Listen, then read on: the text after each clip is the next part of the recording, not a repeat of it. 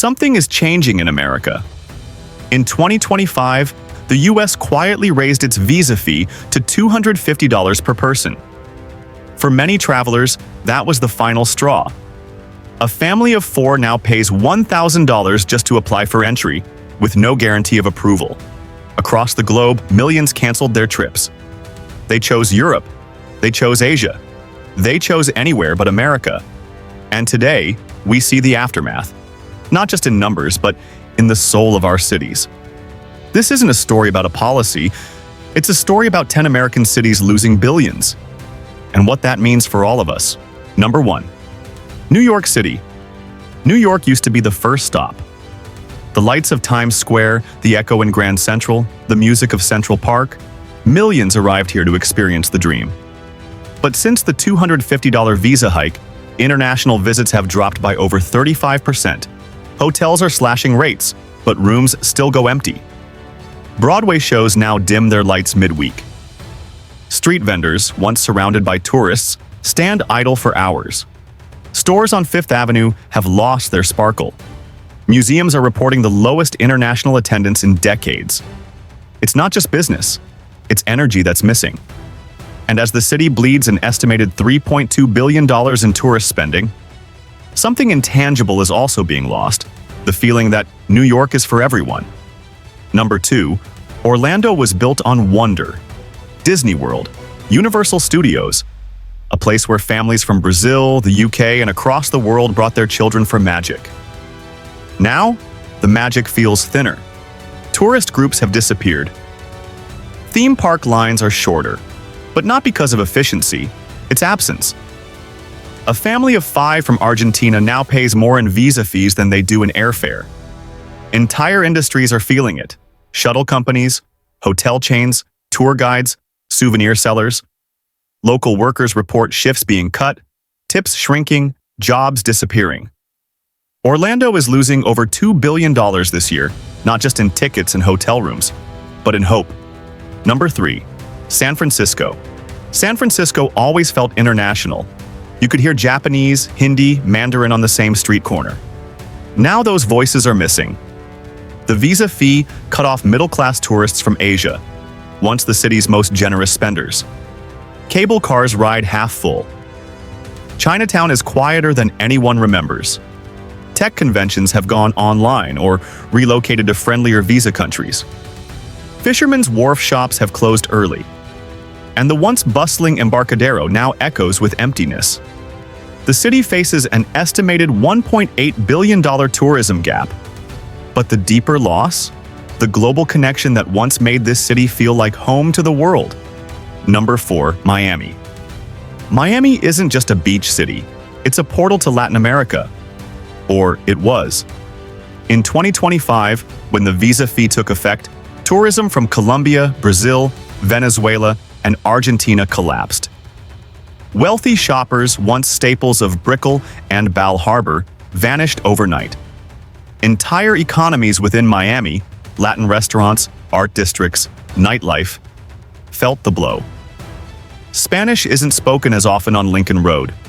Art Basel was noticeably emptier. Hotels now offer stay 4 nights, pay 2 deals. Flights are being canceled. Little Havana, once alive with stories, music, and color, now feels muted. Over $2.1 billion in losses. And that's just what we can measure. What we can't measure is how it feels when your doors close on your closest neighbors. Number 5, Los Angeles. Los Angeles has always had global star power. But in 2025, the red carpet is rolled out to far fewer guests. Chinese tourists, once among LA's biggest spenders, are staying home. European influencers are choosing Seoul, not Santa Monica. Even high-profile film tours have shuttered. On Rodeo Drive, luxury shops once catered to international clients. Now, they run promotions to local Californians, and even Universal Studios is operating below capacity. This isn't just an industry slump. It's a shift in how the world sees us. A visa policy might not seem like much, but when it pushes away $2.7 billion in travel income, the lights on Sunset Boulevard dim just a little more. Number 6, Las Vegas. Vegas built its brand on being global. Casinos, shows, conferences, open to all. Now, Vegas is missing the very people who once filled the tables, the seats, the suites. Middle-class Europeans, Australians, and Asians have stopped coming. That once-in-a-lifetime Vegas trip just became too expensive to even try. Casino profits are down. Show producers are folding. High-end nightclubs are mostly local now. And wedding chapels, once favored by foreign couples, are mostly empty. Estimated loss? Around $1.9 billion. But more than that, Las Vegas is losing its buzz. And once it's gone, it's hard to get back. Number 7. Chicago. Chicago is America's deep heartbeat. Food, jazz, art, architecture, and it used to be a magnet for European tourists, but not anymore. Fewer flights arrive at O'Hare. The Magnificent Mile reports devastating retail numbers. Boat tours glide past empty sidewalks. Even deep dish pizza joints are cutting back staff. Local musicians who once played for crowds now busk for nearly no one. Cultural events have lost their international feel. Chicago may not be the first city that comes to mind, but the $1.6 billion it's losing tells a very loud story. And that story? When you raise the price to enter your home, you start to live alone. Number 8. Boston period. Boston is the cradle of American history, but it's not immune to global trends. International tourists, especially from Ireland, France, and the UK, are staying away. The cost of the visa alone is pushing them to Portugal, Spain, or Canada instead. Freedom Trail guides report fewer tours and lower tips. Hotel owners in Back Bay are offering record low rates. Even Harvard and MIT campus visits have dropped. It's subtle, but real. The people who wanted to learn about America's beginnings now feel they're not welcome to. Boston is staring at $1.1 billion in lost tourism revenue. But the bigger loss is educational. The global conversation about democracy and freedom feels a little quieter now. Each of these cities tells a part of the American story. But in 2025, they also share a painful truth.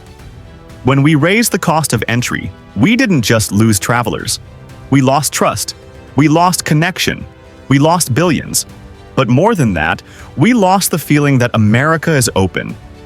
The $250 visa fee wasn't just a policy, it was a signal. And now, the world is responding.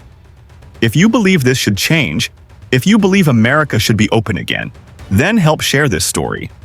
Subscribe to this channel, and let's make sure that when the world looks to the US again, we're still a place worth visiting.